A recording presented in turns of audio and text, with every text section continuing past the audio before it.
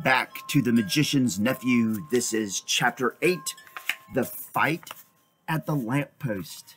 Remember, we left off in the last chapter, all of the catastrophe around that area. Here we go. "Oh, Empress, are you? Well, say about that," said a voice. Then another voice said, "3 cheers for the Empress of Colony H."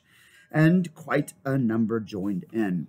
A flush of color came into the witch's face, and she bowed ever so slightly, but the cheers died away into roars of laughter, and she saw that they had only been making fun of her. A change came over her expression, and she changed the knife to her left hand. Then, without warning, she did a thing that was dreadful to see.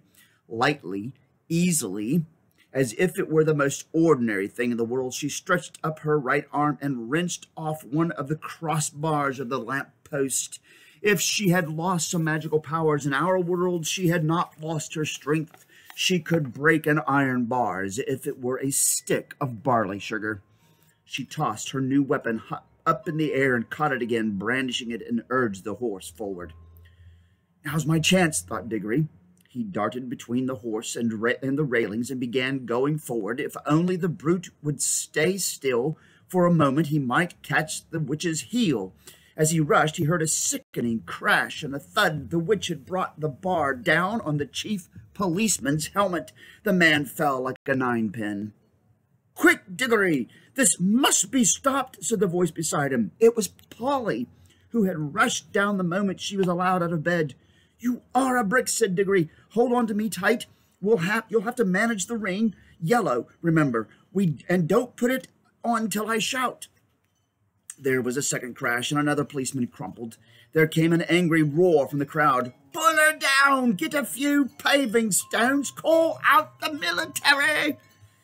But most of them were getting as far away as they could. The cabby, however, the one who owned the horse, obviously the bravest as well as the kindest person present, was keeping close to the horse, dodging this way and that way to avoid hurt the bar, but still trying to catch Strawberry's head. The crowd booed and bellowed again. A stone whistled over Diggory's head. Then came the voice of the witch, clear like a great bell and sounding as if for once she were almost happy. "Scum! You shall pay dearly for this when I have conquered your world. Not one stone of your city will be left. I will make it as cairn, as Felinda, as Sorlois, as Bramandin." Diggory at last caught her ankle. She kicked back with her heel and hit him in the mouth. In his pain, he lost hold. His lip was cut and his mouth full of blood. From somewhere very close by came the voice of Uncle Andrew in a sort of trembling scream. "Madam, my dear young lady, for heaven's sake, compose yourself." Diggory made a second grab at her heel, and it was again shaken off. More men were knocked down by the iron bar. He made a third grab, caught the heel, held on like grim death, shouting to Polly, "Go!" Then, oh, thank goodness, the angry, frightened faces had vanished. The angry, frightened voices were silenced, all except Uncle Andrew's. Close beside Diggory, in the darkness, it was wailing, "Oh, oh, is this delirium? Is it the end? I can't bear it. It's not fair. I never meant to be a magician. It's all a misunderstanding. It's all my godmother's fault. I must protest against this. In my state of health, too. A very old Dorsetshire family." "Bother," thought Diggory. "We didn't want to bring him along. My hat, what a picnic. Are you there, Polly?" "Yes, I'm here. Don't keep on shoving." "I'm not," began Diggory, but before he could say anything more, their heads came out into the warm green sunshine of the wood, and as they stepped out of the pool, Polly cried out, "Oh, look, we've brought the old horse with us, too, and Mr. Ketterly, and the cabby. This is a pretty kettle of fish." As soon as the witch saw that she was once more in the wood, she turned pale and bent down till her face touched the mane of the horse. You could see she felt deadly sick. Uncle Andrew was shivering, but Strawberry the horse shook his head, gave a cheerful whinny, and seemed to feel better. He became quiet for the first time since Diggory had seen him. His ears, which had been laid flat back on his skull came into their proper position, and the fire went out of his eyes. "That's right, old boy," said the cabbie, clapping Strawberry's neck. "That's better. Take it easy." Strawberry did the most natural thing in the world, being very thirsty, and no wonder. He walked slowly across to the nearest pool and stepped into it to have a drink. Diggory was still holding the witch's heel, and Polly was holding the Diggory's hand. One of the cabbie's hands was on Strawberry, and Uncle Andrew, still very shaky, had just grabbed on the cabbie's other hand. "Quick," said Polly with a look at Diggory. "Greens!" So the horse never got his drink. Instead, the whole party found themselves sinking into darkness. Strawberry neighed. Uncle Andrew whimpered. Diggory said, "That was a bit of luck." There was a short pause, then Polly said, "Aren't we to be nearly there now?" "We do seem to be somewhere," said Diggory. "At least I'm standing on something solid." "Why, so am I. Oh, now that I come to think of it," said Polly. But why is it so dark? I say, do you think we got into the wrong pool?" "Perhaps this is Carn," said Diggory, "only we've got back in the middle of the night." "This is not Carn," said the witch's voice. "This is an empty world. This is nothing." And really it was uncommonly like nothing. There were no stars. It was so dark that they couldn't see one another at all, and it made no difference whether you kept your eyes shut or opened. Under their feet there was a cool, flat something which might have been earth and was certainly not grass or wood. The air was cold and dry, and there was no wind. "My doom has come upon me," said the witch in a voice of horrible calmness. "Oh, don't say that," babbled Uncle Andrew. "My dear young lady, pray don't say such a thing. It can't be as bad as that. Cabman, my good man, you don't happen to have a flask about you? A drop of spirits is just what I need." Now then, came the cabbie's voice, a good, firm, hearty voice. "Keep your cool, everyone. That's what I say. No bones broken, anyway. Good.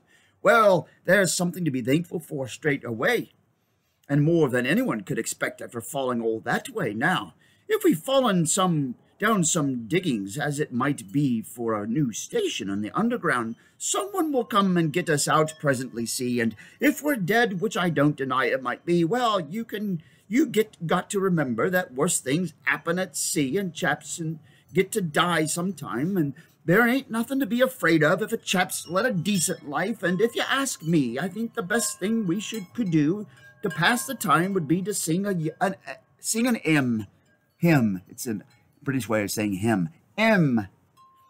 And he did.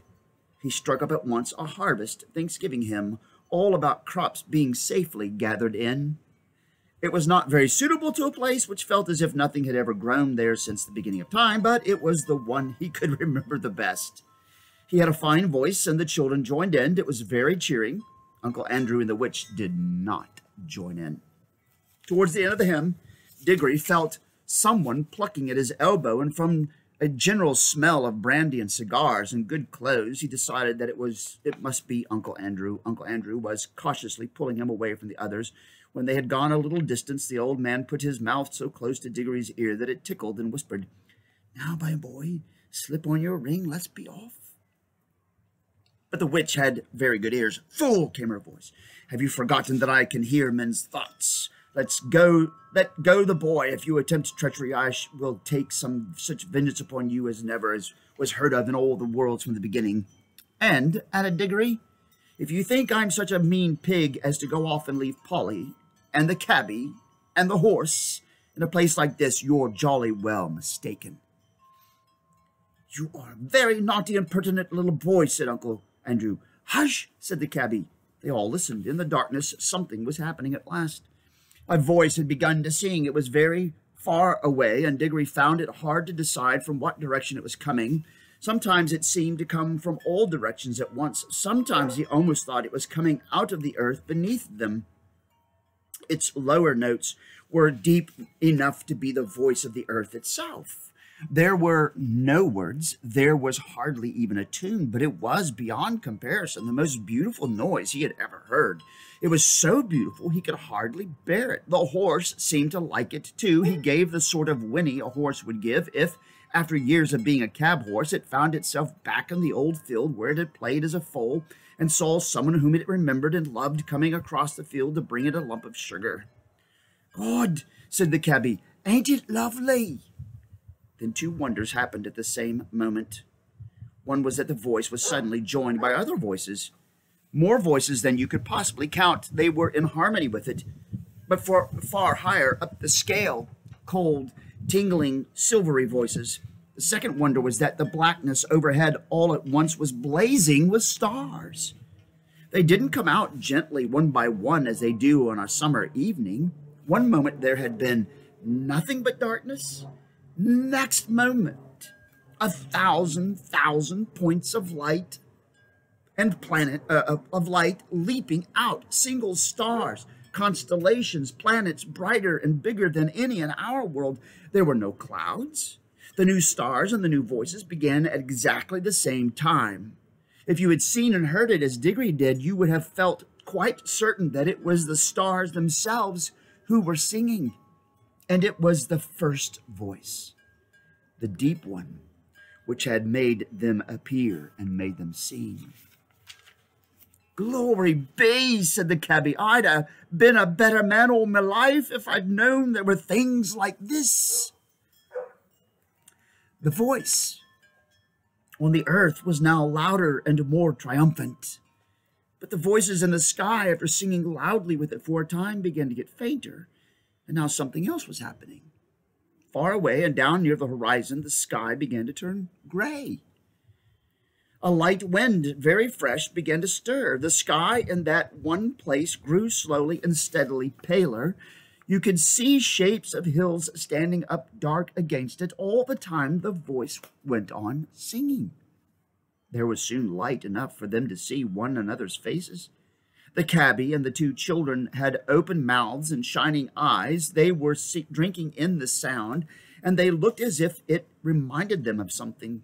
Uncle Andrew's mouth was open too, but not open with joy. He looked more as if his chin had simply dropped away from the rest of his face. His shoulders were stooped and his knees shook. He was not liking the voice. If he could have got away from it by creeping into a rat's hole, he would have done so, but the witch looked as if in a way she understood the music better than any of them. Her mouth was shut, her lips were pressed together, and her fists were clenched. Ever since the song began, she had felt that this whole world was filled with a magic different from hers and stronger. She hated it. She would have smashed that whole world or all worlds to pieces if it would only stop the singing. The horse stood with its ears well forward and twitching. Every now and then it snorted and stamped the ground. It no longer looked like a tired old cab horse. You could now well believe that its father had been in battles. The eastern sky changed from white to pink and from pink to gold. The voice rose and rose till all the air was shaking with it, and just as it swelled to the mightiest and most glorious sound it had yet produced, the sun rose. Diggory had never seen such a sun. The sun above the ruins of Cairn had looked older than ours. This looked younger. You could imagine that it laughed for joy as it came up. And as its beams shot across the land, the travelers could see for the first time what sort of place they were in. It was a valley through which a broad, swift river wound its way, flowing eastward towards the sun. Southward there were mountains, northward there were lower hills, but it was a valley of mere earth, rock and water. There was not a tree, not a bush, not a blade of grass to be seen. The earth was of many colors. They were fresh, hot, and vivid. They made you feel excited until you saw the singer himself.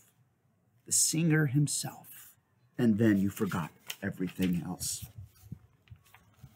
It was a lion, huge, shaggy, and bright. It stood facing the risen sun. Its mouth was wide open in song, and it was about 300 yards away. "This is a terrible world," said the witch. "We must fly at once. Prepare the magic." "I quite agree with you, madam," said Uncle Andrew. "A most disagreeable place, completely uncivilized. If only I were a younger man and had a gun." "Darn," said the cabby. "You don't think You could shoot him, do ya? And who would, said Polly. Prepare the magic, old fool, said Jadis. Certainly, madam, said Uncle Andrew cunningly. I must have both the children touching me, but put on your homeward ring at once, Diggory. We want ye. He wanted to get away without the witch. Oh, it's rings, is it? Cried Jadis, leaping off the horse. She would have had her hands in Diggory's pocket before you could say knife, but Diggory grabbed Polly and shouted out, Take care! If either of you come half an inch nearer, we two will vanish and you'll be left here for good. Yes!